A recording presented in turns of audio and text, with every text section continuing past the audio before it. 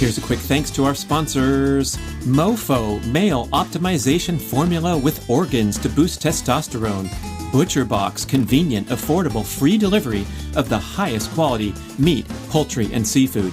Bioptimizers, performance supplements like magnesium, probiotics, and more. Beauty Counter, a complete line of safer skincare and cosmetic products. B.rad grass-fed whey protein isolate super fuel, the ultimate performance recovery and longevity drink, and Brad's macadamia masterpiece, mind-blowing nut butter blend.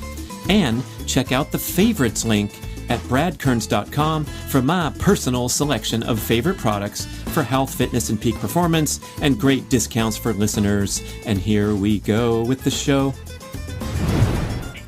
Great that I can push a button and get a pizza delivered and watch a video game. But I think what people don't realize is what the hidden biological costs are. It didn't shine and sparkle the way that we thought it would, and we put it on our shelves and it's getting dull, and now we might even throw it away. The body is a powerful instrument, and we often forget about it. It's time to change your life first thing in the morning. You've probably heard me talk with extreme enthusiasm about my morning exercise routine, which has progressed from a modest start 5 years ago into an elaborate 40-minute sequence that provides a total body workout and lays an incredible foundation for a focused, productive, active day. Oh my gosh, I've been athletic all my life, and of course my workouts have been a centerpiece, but this is different. It has shaped my entire approach to fitness to get up and do the exact same thing every day in a habitual manner. It shapes my focus and discipline with my work endeavors throughout the day, and it has been a major catalyst to losing excess body fat and keeping it off. I want to share my passion and guidance with you through an online multimedia educational course called The Comprehensive Guide to Developing the Ultimate Morning Exercise Routine. You'll learn how to custom design a morning routine that's convenient, enjoyable, and sustainable for you, and learn to reliably integrate your morning exercises into habit. So you don't have to summon motivation, willpower, or creativity. You just hit the deck and get going. It becomes an automatic behavior with no excuses or distractions. The routine will indeed be life-changing because it establishes focus, discipline, and resilience that carry over into all areas of hectic, high-stress modern life. The course portal comes with extensive video education, a 50-page ebook and follow-along recording audio, and bonus ebooks. You will quickly learn 3 different routine options with dozens of different exercises, everything totally scalable to your level of fitness and time available in the morning. You'll learn the health and circadian benefits of habitual morning exercise and the logistics of how to design a custom program and progress gracefully over time. Please visit bradkearns.com to learn more about the program and enroll today. You get instant access, lifetime access to all the materials. Use the code BRAD10, B-R-A-D 10, for a 10% discount. It's time to make a commitment to yourself and your fitness and start your day the right way. Listeners, get ready for a powerful, impactful, thought-provoking show with Dr. Anna Lembke. She is the author of the sensational best-selling book, Dopamine Nation, Finding Balance in the Age of Indulgence. And I loved how this conversation just flowed very breezily and comfortably through a variety of topics, especially starting out talking about athletes and how the nature of addiction can permeate even what's seemingly to be the healthy, fit population, but especially how we're all now in this game. We're all vulnerable to all manner of dopamine-seeking temptations, dopamine triggering temptations of modern life. Here's a quote from Dr. Lembke to tee this up. Because we've transformed the world from a place of scarcity, that means the survival of the fittest, right? Our ancestral life where we had to go and hunt and gather and fight for our lives, essentially. Today, instead of a place of scarcity, it's a place of overwhelming abundance.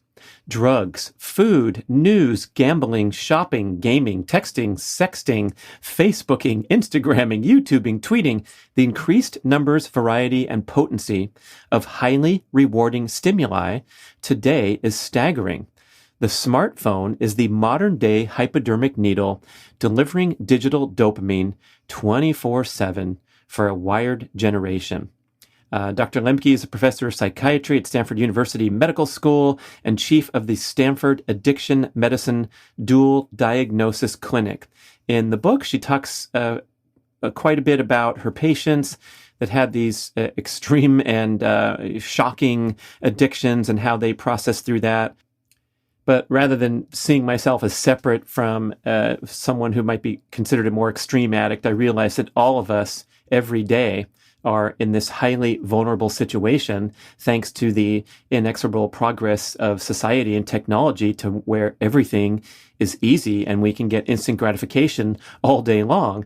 So you're going to learn about the importance of achieving this neurochemical balance in the brain, inducing appropriate amounts of pain, discomfort, challenge, and that could be working hard physically or cognitively, and that will help the brain rebalance and keep you out of that trap of downward spiral into addiction from excessive dopamine-seeking, pleasure-seeking, instant gratification behavior.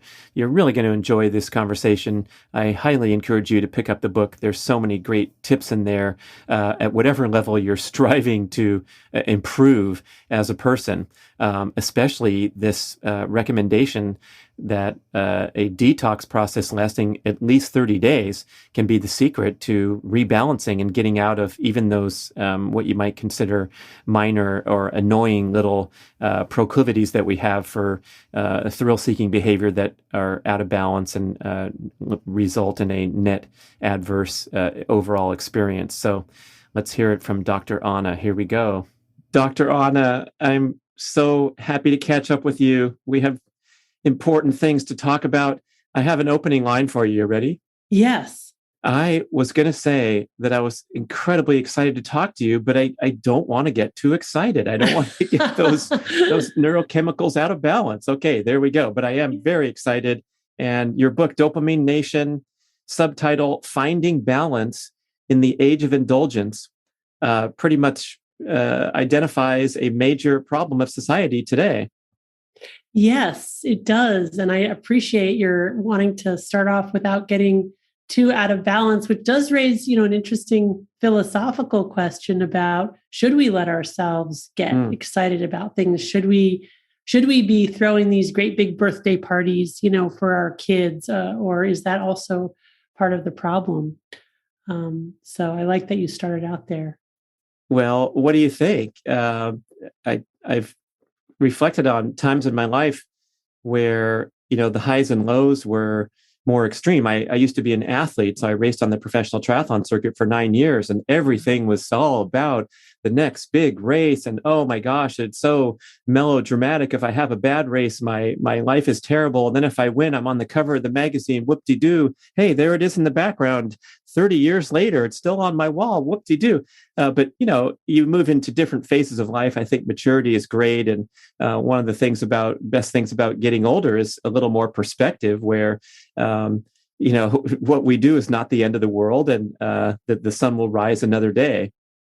Well, so I find this really fascinating. And to my surprise, one of the big audiences for my book, Dopamine Nation, has actually been athletes, especially elite athletes. So I'm really, and as you know, in my book, one of the things I do recommend is actually intentionally inviting pain into our lives as an indirect source of dopamine, which I claim, based on the neuroscience, is less vulnerable to this problem of addiction because we're less likely to get tolerant to it. But having said that, clearly people can get addicted to various forms of pain. People can get addicted to exercise and just striving in general. So I'm very curious, as you look back on your triathlon career and the kind of striving cycle that you were in, do you regret that time, or do you feel like it was, would you do it differently looking back? What do you think? Definitely the main difference would be to have a kinder, gentler approach, which is what I promote now about fitness, because I think we were socialized inaccurately to think that no pain, no gain is the essence of being a competitor. And so I think you learn through struggle, failure, disappointment, these valuable lessons where you keep a little more of a level head. And I think that the physical exertion should be balanced better. But you're probably asking about, my mindset and all that. And I think, the focus on the process, or the emphasis on the process, which comes out of your work wonderfully. And I wrote down some great quotes about this. I think that's where the magic is where you're waking up every day, you have a passion, you have excitement, you're striving, but the result is sort of a consequence rather than the obsession. And I think that's where we get into trouble, is when we're obsessed with, I guess, pleasure seeking. That's where we head down the path of addiction and disappointment and things of that nature. Well, thank you for sharing that. So one of the big problems that I see in the world today is that we've drugified even healthy and adaptive behaviors. And one of the ways in which sports has surely become drugified is not just through like the various types of equipment that allow us to push ourselves to unprecedented extremes, but also really important through the rankings and the social media and the ways in which now it becomes about the time or the ranking. And the competitive pool is just so much greater. I mean, in ways that I find really interesting, the Olympics has sort of lost some of its salience, because it was the one place before that you had people from all over the world kind of coming together and competing against each other. But now that's happening all the time, right?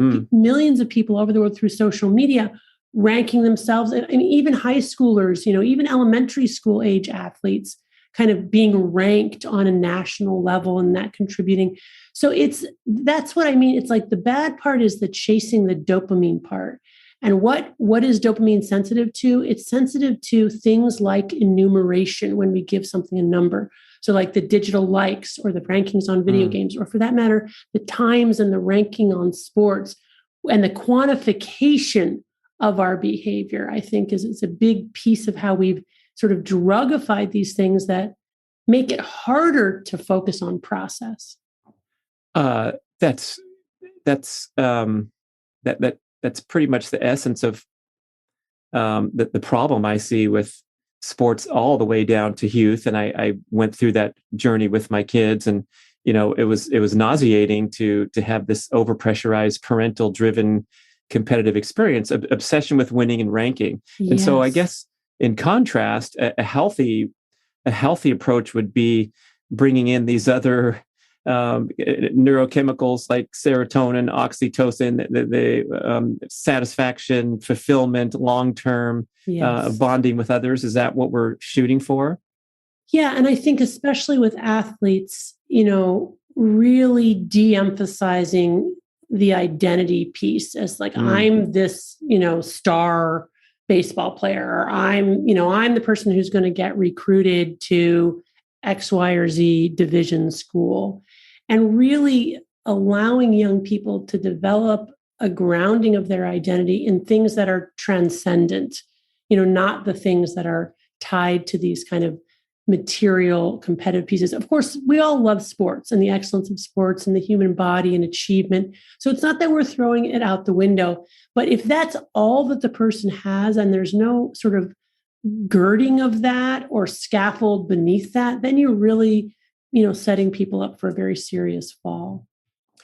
Yeah. And I think we've been kind of brainwashed to misunderstand this as the adoring public obsessing with our teams winning and filling the stadiums.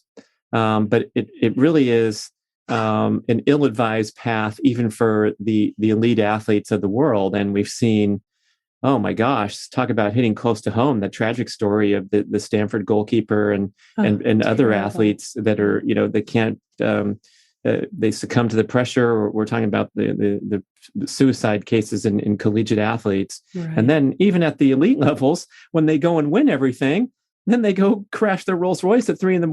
and they can't even adjust to real life, even as they have all the accolades and all the success. Right. Or even, with less dramatic kind of, tragic endings, you've just got like, that gold medal winner who's sacrificed so much of their life. And then they're like, but what now? Right. Yeah. And The Weight of Gold, the documentary featuring Michael Phelps and talking about a lot of them is there's no place to go from the pinnacle of, there will never be another dopamine rush to like match that. Winning the gold. Yeah. Yeah.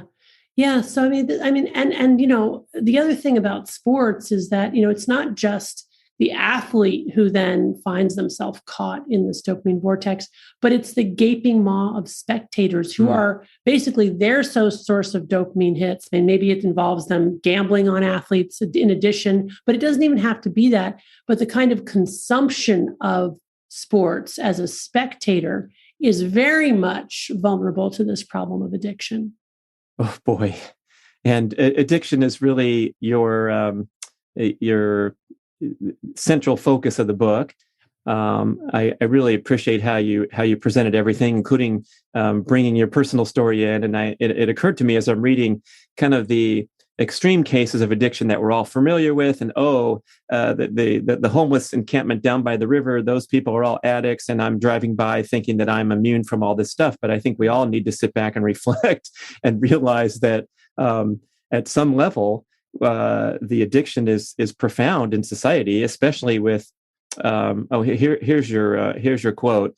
The smartphone is the modern day hypodermic needle delivering digital dopamine 24/7 for a wired generation. So boy, it's the desire to be free from that is a daily and constant challenge for everyone. Boy, that's for sure. And, I think it's important to acknowledge that addiction is a spectrum disorder. And of course, people with severe life-threatening addictions, that is different than what I talk about in, the book as my kind of romance novel reading addiction. All right. I should have identified. She liked to read a lot of romance novels, people. If you're watching on YouTube, you could probably see my addiction in the background, which is the dark chocolate rack here. And I'm reflecting as I'm running out, and I realized, shoot, I'm running out, and maybe I should leave the rack empty for a few days just to prove that, I can be resilient here. Okay, excuse me. No, it's great. And I think, the point that I'm trying to make in the book is that, wherever we fall on that spectrum of compulsive overconsumption to extreme life-threatening addiction, the point is that we all have the same mental circuitry that gets us to instinctively approach pleasure and avoid pain. And that ancient wiring is great for a world of scarcity, because it makes us constant strivers, never satisfied with what we have, always wanting more. But it's incredibly pernicious in a world of overwhelming overabundance, which is the world we live in now, in which, even previously healthy and adaptive behaviors like sports, like we've been talking about, have now become drugified and turned into the prospect of essentially chasing dopamine, separate from the original meaning or purpose of that activity. Right. The originally an adaptive behavior.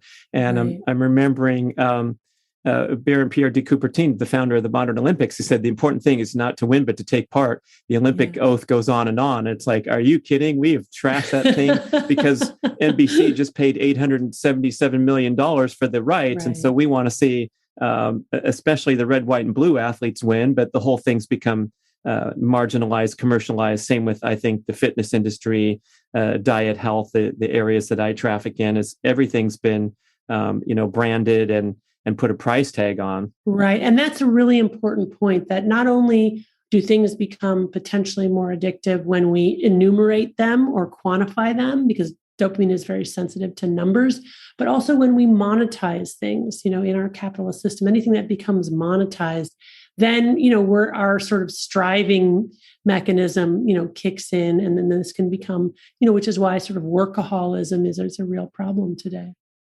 So we don't want to tiptoe over that edge, and then how do we negotiate or navigate this route? If we want to achieve tenure in a university system, we have to be counting things, and the business experts that try to rein me in want to see my spreadsheets. I'm like, oh yeah, spreadsheets. That's on my to-do list. I promise. Right. So we don't want to trend too far in the other direction where we're the easy breezy surfer dude. Although I think those people have a lot of secrets that the rest of us deserve to be unlocked. But how do we navigate that balance of existing in competitive modern culture? Well, I mean, I think, it is a balance, right? It's a dynamic interaction between ourselves and the environment. And I think the key is really to not, go too far in one direction or the other, but to try to really strive to find, this balance between pain and pleasure, between consumption and abstinence, depending also on our own unique physiologic makeup, because people are going to come out at different places on that. It occurs to me that in years, decades, generations past, we probably did that really well. We did a hard day's work at the factory. We came home, we sat down, that maybe it was a home cooked meal, so you had to put even a little more effort in. And then you sat by the radio and listened to the show as your entertainment. It seems now we have this tremendous ability to hijack, as Dr. Robert Lustig says in the title of his book, the hijack or the hacking of the American mind. We can hijack these long routes and now click a button and DoorDash comes rather than having to chop any vegetables. And that seems to be, that was my most benign example I could think of. But of course, we also have my former podcast guest, John Gray, talks about the evil combination of video games and porn for the young, today's modern male, because they can hijack their two most profound inner biological drives just by sitting in front of a screen. Right. Yes, exactly. And I think the key for people to understand who might be, listening and think, well, who cares? I mean, that's fine. I mean, great that I can push a button and get a pizza delivered and watch a video game. But I think what people don't realize is what the hidden biological costs are. And then those biological costs have, very tangible repercussions in our lives. And by that, I mean that, our brain is fundamentally wired to preserve homeostasis, or kind of a level balance of dopamine firing. And by bombarding our brain's reward circuitry with this fire hose of dopamine from the moment we wake up to the moment we go to bed again, what the brain has to do to adapt to that is essentially downregulate our own dopamine production and transmission. That puts us into a dopamine deficit state. That is, we get to a point where our dopamine firing is actually below baseline. And that is very akin to a clinical depression. So, the universal symptoms of withdrawal, which is what we're experiencing in that dopamine deficit state, are anxiety, irritability, insomnia, dysphoria, and craving. So the bottom line is that paradoxically, this relentless pursuit of pleasure and obtaining of pleasure in a world that's made these reinforcers so accessible is that we ultimately end up more miserable, more unhappy, less able to actually experience any pleasure at all. And I think that that's kind of the message that I'm trying to convey, in dopamine, that there are really physiologic costs to this, and they're incremental and they accumulate over time, and they can get us to a very dark place. So if we wanted to kind of try to regain balance, we have this thing.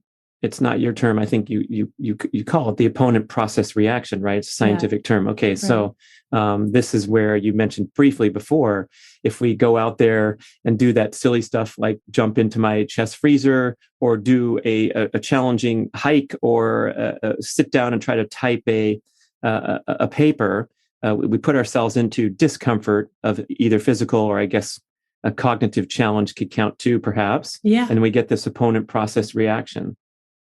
Yeah. So I think what I use in the book is an extended metaphor of a balance, like a beam on a central fulcrum, which is like a teeter-totter in a kid's playground, which represents how our brains process pleasure and pain, because pleasure and pain are co-located in the brain. The same parts of the brain that process pleasure also process pain, and they work like opposite sides of balance. So when we do something that's pleasurable or reinforcing, our balance tilts to the side of pleasure. But one of the overarching rules governing this balance, again, is that it wants to restore a level position, or what neuroscientists call homeostasis. And it does that by adapting to that stimulant or that intoxicant by downregulating our own dopamine production and transmission. And I imagine that as these neuroadaptation gremlins hopping on the pain side of the balance to bring it level again. But they like it on the balance, so they stay on until it's tilted an equal and opposite amount to the side of pain. That's the come down, the opponent process mechanism, the after effect. And then ultimately they get off maybe after a few seconds or minutes or hours or days. And then we're at the level balance again. But if we continue to bombard our reward pathway with highly reinforcing drugs and behaviors, we accumulate more and more gremlins on the side of the balance. And ultimately they're camped out there, and we're now walking around with a balance tilted to the side of pain. We're in a chronic dopamine deficit state. Now we need to use our drug not to get high, but just to feel normal. And when we're not using it, we're experiencing these universal symptoms of withdrawal. So with enough abstinence from our drug and enough brain plasticity, those gremlins will eventually hop off and homeostasis is restored, which is why I recommend dopamine fasting. But the other thing that I recommend is actually intentionally pressing on the pain side of the balance, because the gremlins are agnostic to whatever the initial stimulus is.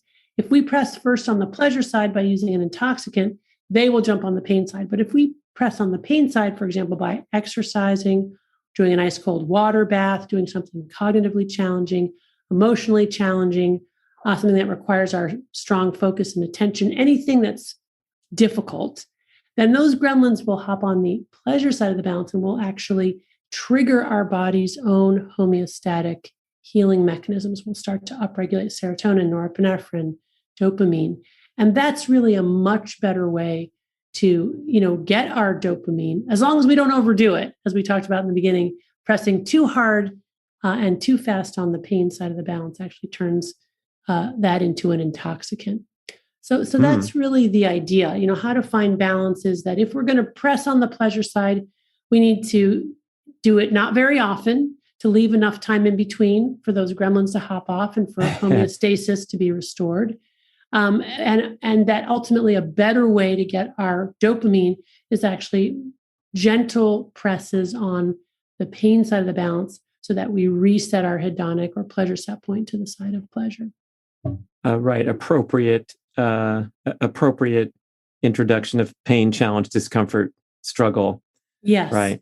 Yes, exactly. And when you say drug this and drug that, I'm assuming the reaching for the smartphone could be in the same category as actually taking a drug when it comes to that addiction.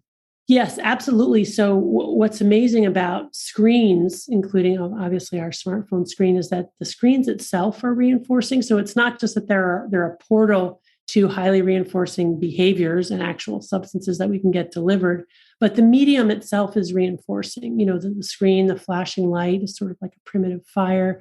I think the kind of tapping on the phone sort of keys into our sort of, micro movements that we probably evolved over millions of years, whether it's grinding wheat or picking berries.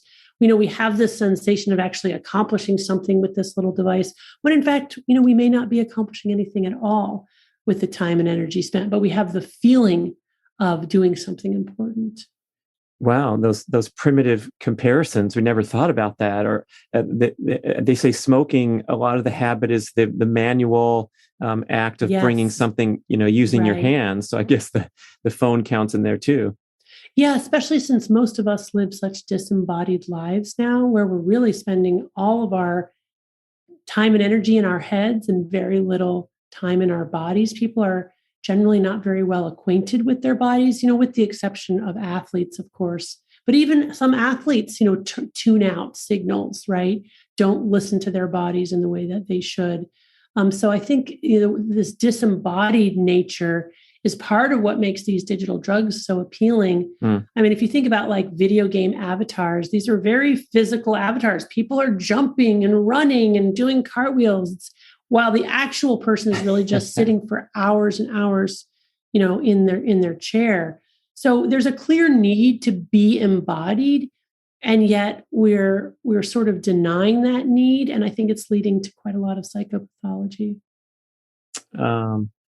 Yeah, I'm particularly, I guess, sensitive to these things because I'm in that age group. I don't know about you listeners or Dr. Rana, but I've had this reference point of half of my life or whatever it was before even the internet fired up. And certainly the mobile devices have only been around for, the last generation. And I have all these reflections and memories of going to the bookstore on a Saturday afternoon and reading for an hour from this book and an hour from that book and bringing a stack home. And now, I'm embarrassed to say, like, I'm too busy to sit down and read very much. I hit Audible pretty hard, but most of that Audible because of running at 1.75 to 2.0 speed instead of 1.0 speed. How can I stand to be at 1.0 speed when I can push this button and read more books?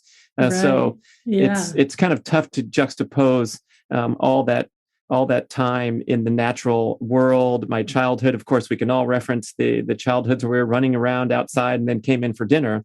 And so, it's a heavy heart when I'm thinking about these problems and looking at the life that my kids face, who are both in their 20s now and have been brought up with the technology world.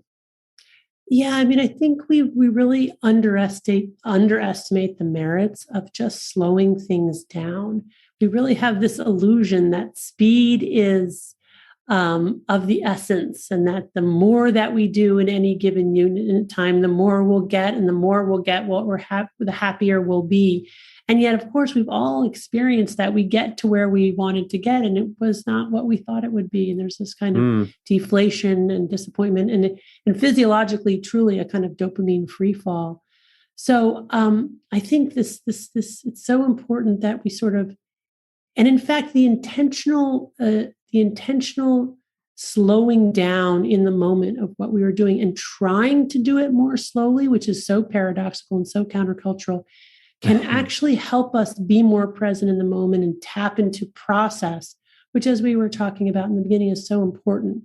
Like, to how can we get to that place where we're in our bodies, in the moment, engaged in process, and not constantly feeling like we're missing out, or that if only we were further along, or if only I had already arrived at this place that I'm going to. That comment reminds me of your epic, life-changing quote. I've been thinking about it every day since I heard it, I think on another show a couple months ago. And it was if you can guess it, I'll give you $2, but it was, I think it really represents the secret to life. Are you ready? Yeah. You said the routine things that you do in daily life can take on epic proportions, but it doesn't mean you have to get to the top of the mountain. It reminds me also of Martin Luther King's famous quote about the street sweeper.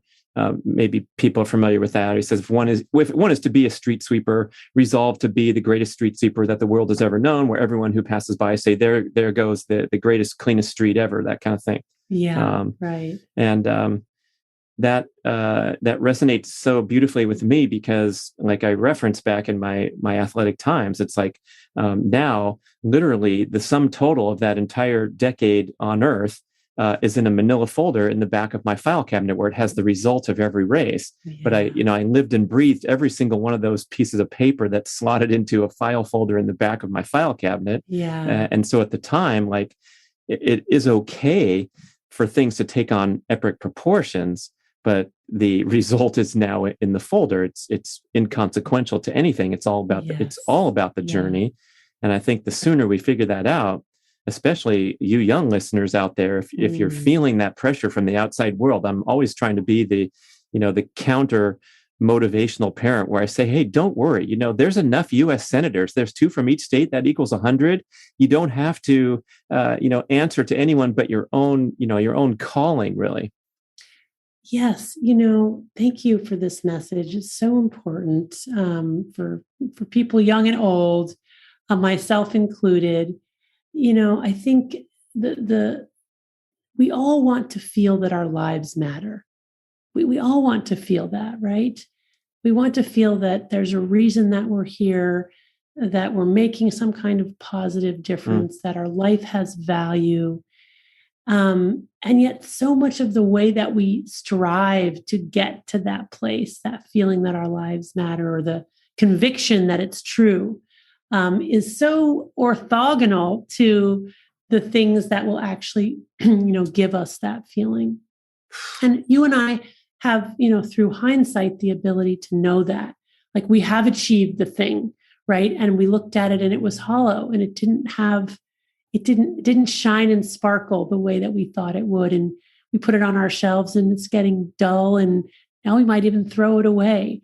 So how is it that we can convey to young people, what this essence is? And I really think, it's encouraging young people to, yes, don't try to find the grandiose thing that you need to do, but instead look at your life as it is, and the opportunities, even in your life, whatever hand you've been dealt, to make a positive difference every day in a small way that may never get recognized by anybody else, but that has meaning for you, right? And it might be something like you see a piece of litter on the ground and you stop to pick it up and put it in the garbage, with a whole lot of other people passed that and didn't do that. So, and then just and letting yourself just realize that's enough, that these small positive acts of good, we're given these moral quandaries all the time. We don't see them. But if we were to really open up to them and see them and notice how many opportunities we have in a day to make a moral choice, and if we choose right, how powerful that is, and how that is really, that's meaning making and that's life changing, but not in a way that's ever going to get any awards or compliments even. I think that's so important. And these are the transcendent qualities, the kind of universal truths. Yeah, I mean, it's possible. I don't know. Let me ask the expert here. Is our whole life about neurochemistry? I mean, if we're getting these feel-good sensations as we go through our day by picking up the trash that no one else did, rather than looking at our spreadsheets and seeing that there's a missing zero from what we want on our business revenues, is that all? Is that all there is? Is there nothing more than just keeping yourself in that happiness, contentment, satisfaction, rich, meaningful life? No, I mean, I think in fact, the opposite. I mean, I think what we have to realize is that our brain is limited in its capacity to see true cause and effect, and even limited in terms of sensory processing, and that our brain is really evolved for a very different world than we live in now, right? Our brain is really evolved for basic survival. So since we don't have to really worry about basic survival anymore, what are we going to do? We've got to rethink, this process, and we've got to actually start to ignore some of our chemical signals and act counter to some of those signals in service of higher meaning and purpose, which is actually outside of our brain. I think we probably spend too much time and effort trying to pull meaning from inside of ourselves or from our brain chemistry, our primitive brains, right? And instead, what we have to do is really transcend the body and the brain and recognize the serious limitations of these brain signals.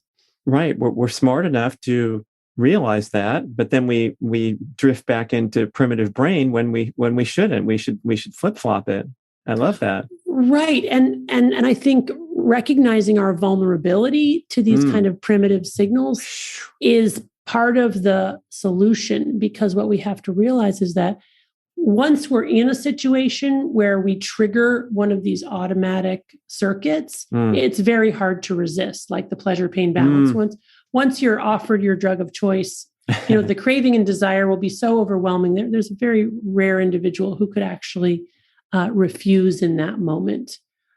So what we need to do is build kind of a world within a world, so that we're anticipating these triggers and insulating ourselves from the constant temptations by surrounding ourselves with other people who think the way that we do and want to transcend some of these primitive processes, by limiting our access to drugs, by maybe limiting our digital products or what's on our digital products, not having certain things in our home. So I think we have to, a little bit like, Odysseus had the sailors tie him to the mast when he heard the siren song, because he knew once he heard the siren song, he would, steer the ship into the rocky shores and they would all perish. So, the sailors, he said, put beeswax in your ears, and he said, tie me to the mast. And that way, when they heard the siren song and felt the draw, they had already anticipated that in a way that allowed them to get through that channel with that and still resist. I think that's the key. Whew. Yeah, it occurs to me that the more systems and habits that you build into place, I reference my wonderful morning exercise routine all the time because it's been life-changing for me, even as a lifelong athlete and a fitness freak who's been deeply immersed in this stuff since I was a little kid. I still didn't have a go-to, exact way that I started my day in a physical fitness effort until it's now 5 years. I have a streak going, so perhaps I'm addicted to something this positive, and that could turn into a question. But because I do that for the first 40 minutes of every single day, that means I'm not on my phone. Right. Otherwise, of course, I'm, vulnerable, tempted, all those other things that we all are. So if you're building these models, then, by the time it's 2 p.m., I might indulge in a sweeping of the Instagram feed, and maybe I'll even enjoy it because I haven't had it pollute my life to the extent that I have all those negative feelings. Right. So exactly. So your morning routine is a great example of self-binding, as well as a little bit pressing on the pain side to get dopamine in directly. But you figured out that it is these, we emphasize so much like thoughts and emotions, and those are obviously important, but behavior is really important. And behavior can often be the starting place to change thoughts and emotions.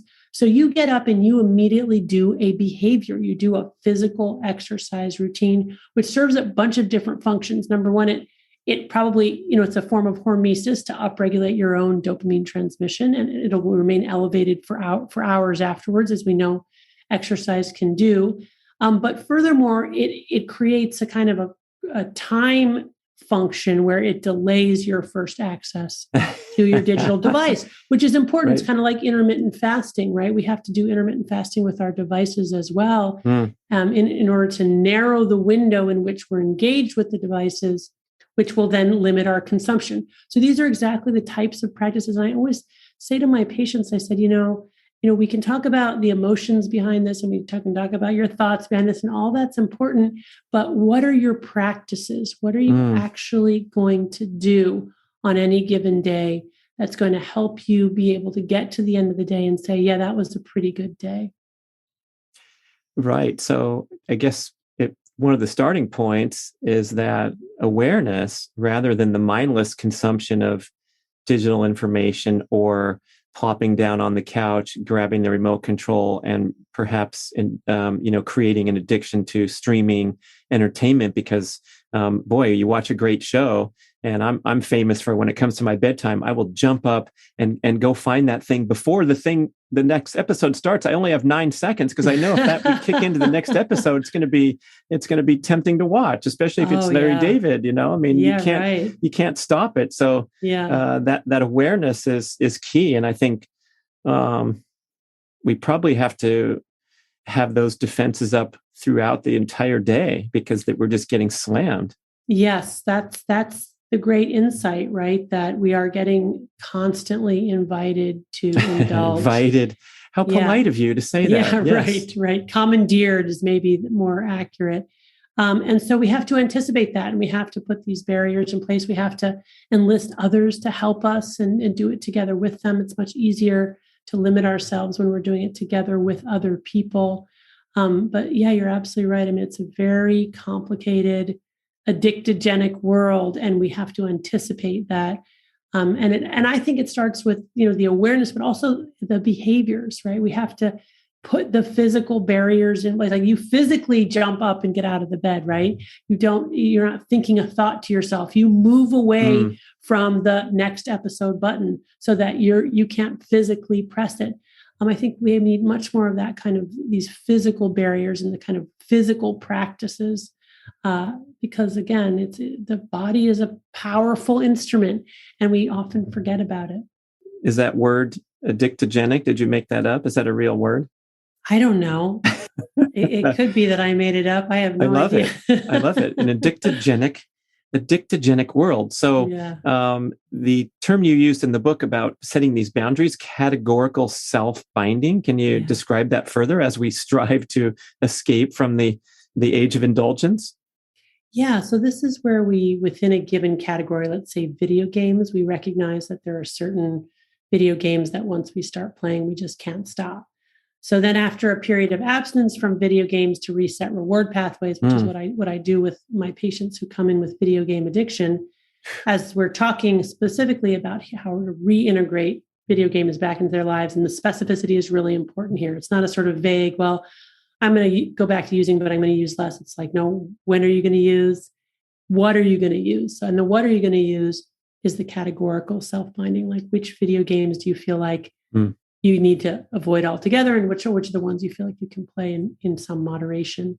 And that extends out to other things. So for example, for me, I mean, I talk about my romance reading. I've been a reader all my life, but I kind of got addicted to this certain genre. And so in general, I avoid that genre of novel. And I read a lot of mysteries, and I read a lot of nonfiction and other things, but I try not to read romance novels. Of course, now when I go and I do read a romance novel, it doesn't do anything for me. So that's the irony too, that eventually what happens in the cycle of addiction is the drug just stops working for us. Like we have this kind of euphoric recall of what it was like, but then when we try to recreate that feeling, we don't get that anymore. And that's again because of this neuroadaptation, which is probably on some level permanent. Although you can reset reward pathways, those gremlins once created never entirely go away, and they're always kind of waiting in the wings to hop back on, which is certainly what my patients also describe with alcohol and cannabis and other more typical drugs. Yeah, I suppose that's highly adaptive, because you think about the extreme thrill seeker who needs a higher high, and so they jump off the building with the parachute, and now that's not good enough, so they have to jump off the the airplane and land on the building and so forth. That could get you in trouble. Yeah, and that's called tolerance, needing more and more of our drug or more potent forms over time to get the same effect, or finding that our drug stops working for us at a given dose or even turns on us. Yeah, and tolerance is sometimes if we abstain for a period of time, we can recapture tolerance. But sometimes for people, tolerance is actually permanent, and they can't kind of especially as we age, sort of recapture that joy, which is hard, but it is what it is. Yeah, I think it's all right. Yeah, that's right. Not a lot of it's really redeeming when you think about it. If you get too far deep into anything, and I'm familiar with the extreme exercise, pursuit of the endorphin like chemicals that come into play after, especially a strenuous workout, and then you find yourself pushing yourself harder and harder, and then throw in the numbers that you mentioned earlier. So if you become competitive and want to beat your time and feel, a greater hormonal bathing in feel good hormones after, pretty soon you crash. And then, as you described, the baseline level of dopamine and other things are below normal, and then you experience depression, anxiety. Is that what we're talking about? Yeah. So ultimately, with repeated exposure to that reinforcing drug or behavior, what happens is that initial response gets weaker and shorter. That's tolerance. But that after response to the pain side gets longer and stronger. We essentially go into this chronic dopamine deficit state. And that feels exactly like depression, anxiety, insomnia. So in fact, when we get to that place, what we need to do to reestablish a healthy hedonic level of dopamine firing is actually abstain from that drug for long enough to sort of trick the brain into kind of resetting those baseline dopamine levels. Right. I remember you saying, not 2 weeks, people. You need 30 days. Is 30 days the magic number? I've been doing this for about 2 decades, and it's amazing how consistently 30 days is the magic number. At 2 weeks is almost universally, people are still in withdrawal. It's really only in weeks 3 and 4 that they start to come out of it. So if people don't abstain, people will say, well, I abstained and it didn't make any difference. I'm like, well, how long did you abstain? Well, it was a week or it was 2 weeks. I'm saying, yeah, that's not long enough. You need to really go longer. And in fact, although 30 days is the average time, for the brain to begin to reap the rewards of the dopamine fast, abstaining for longer than that is really what it takes to really fully heal the brain, and really get it. So for people, for example, with like alcohol addiction, like they feel a lot better at 30 days, but if they can go 3 months or 6 months, those gains are just increased even beyond that. And would this be applicable to anything that one could consider a adverse addiction? What do you mean by that? I mean, is it applied to mobile device use, substance abuse, overeating, whatever the category is, over-exercising? Yeah. So, what we call addiction to a behavior, a process addiction or a behavioral addiction, as opposed to a substance use disorder. But what I find so fascinating is that the natural history of the progression to addiction is exactly the same, whether you're dealing with a drug that you ingest or whether you're dealing with a behavior like gambling, pornography, video games, social media. People usually start out for one of two reasons: to have fun or to solve a problem. If it works for them, then they'll go back to that substance repeatedly. And if they get progressed to regular daily use, they'll eventually build up tolerance, or they need more and more of the drug to get the same effect. They'll start to increase their quantity, put more and more effort and energy and time and money into getting that drug, using the drug. And eventually, if they're, prone to addiction to that drug, then they'll start to sacrifice all kinds of resources. And they'll start to experience all kinds of problems. And yet, even those problems are not enough to deter them from the pursuit of their drug. And really, that's kind of the heart of addiction. It's the continued use despite consequences. Now, many of us will go a part of the way down that path and then go, wait a minute, this isn't working out. And we'll be able to recalibrate. And that means that we probably don't have vulnerability to addiction to that particular substance or behavior. But people with that vulnerability to addiction, they can get to that point and they can either not see the consequences, or even if they see the consequences, they can't stop. Right? They continue with this relentless pursuit. And that's really, the hallmark of addiction, like this loss of agency, even in the face of severe consequences. And are there genetic vulnerabilities? And if they are, do they go across the board? We know so much about the contention that alcoholism has a genetic component, a strong genetic component, I suppose. Is that person also vulnerable to the mobile device more so than someone else, that kind of thing? Yeah, so it gets to this concept of drug of choice. What tilts your balance to the side of pleasure may not tilt mine, and vice versa. And then there are certainly people who seem to be vulnerable to addiction to just about anything. And that's probably partially inherited. But it's also true that once you've been addicted to something, had a severe addiction, you kind of prime the brain for addiction, and then you're vulnerable to cross addiction. There's lots of hope. People with severe addictions to lots of different substances and behaviors get into really robust and wonderful recovery. So it's not that we have to despair, but it is true that an addiction probably permanently changes the brain, making us more vulnerable to future addictions. Well, I guess the high dopamine seeking attribute is in so many ways positive. It was evolutionary driving, survival driving, and now we just have to temper it with some increased awareness of all the vulnerabilities we have in the shortcut life. Yeah, so that's really the key. I mean, I think many forms of mental illness are sort of traits that are endemic in the population that in a given ecosystem are either advantageous or disadvantageous. But because the ecosystem changes enough, our genetics are wise enough to keep those genes around in case something catastrophic changes the environment, right? So if you think about people who are severely addicted, basically what they are is tenacious strivers who aren't going to give up when everybody else does. And again, in an apocalyptic world, let's say, where we're having to go back to sort of subsistence survival, I bet people with genetic vulnerability for addiction are going to be the people who are going to be the most valuable members of the tribe, because they don't give up. Right. Bruce Willis did okay in Die Hard. In fact, he came back Die Hard 5 times or something. He just Right. wouldn't give up. Right. How is radical honesty involved in this story? Well, radical honesty is something that I learned about from my patients. What I discovered is that patients in the most robust and sustained recovery from severe addictions were people who had concluded that they couldn't lie about anything. So not lie about their drug use, but also not lie about small things in everyday life. And it turns out that the average human tells 1 to 2 lies per day. So we're all natural liars. We do it reflexively. We're usually lying to cover up small transgressions or trying to make ourselves look better, smarter, faster, more wonderful than we are.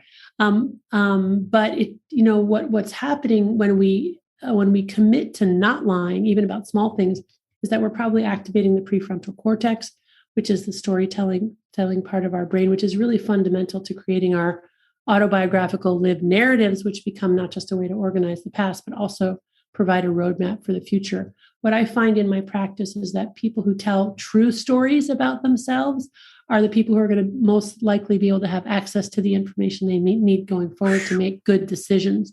Whereas people who are telling narratives that are not adhering to the truth are people who are deep in their addiction and are not going to make progress.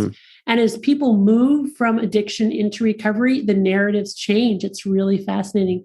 And they go from these narratives that are often self-deluding into these narratives that are much more realistic, along the lines of, well, yes, this happened to me, but on the other hand, this is what I contributed to the problem.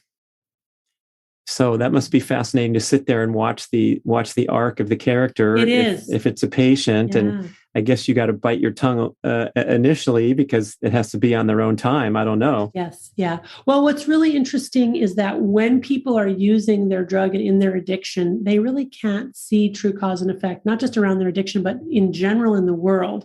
And they can present very personality disordered. But when they stop using and they get into recovery and they reset reward pathways, oftentimes those kind of personality looking traits disappear. And then they're able to really, engage their frontal lobe and sort of, process information, say, oh, wait a minute, this relates to this, relates to this. And so you get a more coherent narrative, you get a more logical narrative, you get a more truthful narrative that really is able to see, true cause and effect, because that's what our brains are. We're always telling stories in an effort to understand true cause and effect so that we can make better decisions going forward. But when we're in an addiction, we can't tell truthful stories because we can't see true cause and effect, because we're really focused on just getting more dopamine. It becomes a physiologic overriding kind of mechanism that just shuts down all of our other systems. And you're saying this extends beyond the issue at hand. So the person who's drinking too much and you intervene and call them on it, not only are they going to be in denial about that, but they're also going to be kind of clouded in how their career might be harmed by their drinking and so forth. Oh, yeah. Or even just in terms of the way they can conceptualize the future. There's a wonderful experiment where healthy controls were asked to finish the statement like, in the future, I see myself. And for healthy control subjects, usually they ended up narrating something that had to do with, a decade hence. People who were deep in their addiction, they answered the question, in the future, I see myself. And they would talk about like a week from now, right? Because the addicted brain is a brain that's mired in immediate short-term rewards. We're not even able to project ourselves into the future. And so it's really physiologic. Oof. What a lot to think about and strive to increase our awareness. I thank you so much for these great insights and the great book, Dopamine Nation. I also want to know, how do you do it, Dr. Rana? You're seeing patients, you're in clinical practice, you're teaching at Stanford, you're writing these sensational best-selling books, and you're striving to, not get sucked into the numbers game and the dopaminergic lifestyle. Well, on the surface of it, and when you say it like that, it sounds like a lot. But, actually, I spend a lot of time kind of managing my mental health by slowing my life down, taking the time for exercise and quiet reflection, time with family and friends, really focusing on process, trying to take it a day at a time, trying to be truthful and do small acts through a day and not kind of future, let's say, catastrophize one way or another. I mean, I struggle just like everybody else, but I have learned to narrow it down to the window of just trying to have a series of good days as I understand them. Right. And I would speculate it probably hasn't held you back from tangible material success and accomplishment to keep those efforts in place and take the time for a hike rather than another hour at the screen or what have you. Yeah. In fact, I would say if you look at the trajectory of my life, it was only when I began doing that, sort of seeking to live a life that prioritized the deeper meanings, that oddly some of these professional accomplishments sort of started. It was as if, it was only when I stopped striving for those things that those things came. Imagine that, people. Yeah, what a great example. Yeah. Thank you so much. How do we connect with you further? Well, I'm not on social media. But, imagine that too. Okay. You got to go get the book then and have an actual in-depth experience. There you go. There you go. Okay. Go look for Dopamine Nation. That's a sign reading for all listeners. Thank you so much, Dr. Anna Lembke. Great show. You're welcome. Thanks for having me. Da-dum-dum-dum-dum-dum. It's time to talk about another great supplement from Bioptimizers. Now, we've all heard about the awesome benefits of probiotics and probiotic-rich foods for digestive health and gut health, but probiotics are also beneficial for mental clarity and focus and overall energy levels. Yes, the gut-brain connection is real, people, and many experts agree that this is the most exciting emerging field of medicine today. Along with making my own kombucha and eating probiotic-rich foods, I take the fantastic supplement from Bioptimizers called P3OM. P3OM is a patented probiotic strain that increases mental clarity and focus and overall energy throughout the day. And unlike coffee, it doesn't keep you up at night. It actually improves your sleep and recovery so you can kick ass again the next day. And energy isn't the only benefit that P3OM offers. P3OM can enhance weight loss and help you gain lean muscle. It's all about getting your digestive system more efficient at processing nutrients from your food. P3OM is called the, quote, Navy SEAL by researchers due to its ability to kill bad bacteria. You can even see a video of P3OM breaking down food at this link, p3om.com/Brad. And at that same link, p3om.com/Brad, you can get 10% off by typing in the coupon Brad or shopping from that page. And if you order anything from Bioptimizers and it's not everything that you hoped for, you have their best-in-class guarantee or your money back. Just visit p3om.com/Brad to get the 10% discount, p3om.com/Brad, and try this wonderful supplement. Thank you for listening to the show. I love sharing the experience with you and greatly appreciate your support. Please email podcast@bradventures.com with feedback, suggestions, and questions for the Q&A shows. Subscribe to our email list at bradkearns.com for a weekly blast about the published episodes and a wonderful bi-monthly newsletter edition with informative articles and practical tips for all aspects of healthy living. You can also download several awesome free ebooks when you subscribe to the email list. And if you could go to the trouble to leave a 5 or 5-star review with Apple Podcasts or wherever else you listen to the shows, that would be super incredibly awesome. It helps raise the profile of the B.rad podcast and attract new listeners. And did you know that you can share a show with a friend or loved one by just hitting a few buttons in your player and firing off a text message? My awesome podcast player called Overcast allows you to actually record a soundbite excerpt from the episode you're listening to and fire it off with a quick text message. Thank you so much for spreading the word. And remember, be rad.